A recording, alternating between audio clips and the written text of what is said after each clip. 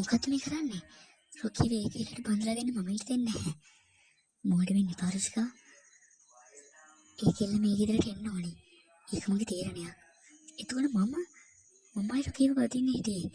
බය වෙන්න එපා. කසාද දවස් මම මේ කෙල්ල මරනවා. ඊට පස්සේ ඔබට රොකීව ලැබෙයි. දැන් රඟපාපන්. දුවේ ඔයා වසනවන්තයි. රොකී වගේ කෙනෙක් ලැබුණේ කියන මට සතුටුයි. අම්මේ ඒත් මට බයයි.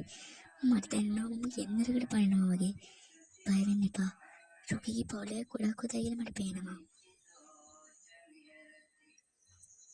යමුනා මේක නවත්තන්න. මේ දරුව දෙන්න පව්. කඩවා ගන්න වයිබව්. මට ඕනේ මේ කෙල්ලගේ ඇගේ තියෙන නාගමාණික්‍ය විතරයි. දැන් හරිද? මම කවද මනමාලි වෙන්නේ? තව ටිකක් ඉවසපන්. පූජාව පටන් ගත්ත විතරයි.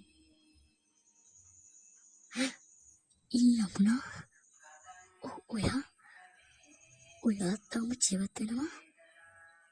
අනන්‍යා ඔයා හිතුවත් මම ලේසියෙන් මැරෙන කෙනෙක් කියලා. ඔයාගේ මගේ ගෙදරට ගෙන්නගත්තේ ආදරයට නෙවෙයි. මගේ පරිගැනීම අවසන් කරන්නයි. අනන්‍යාෂි දුවේ මෙහෙම ඉක්මනට පැනගන්න.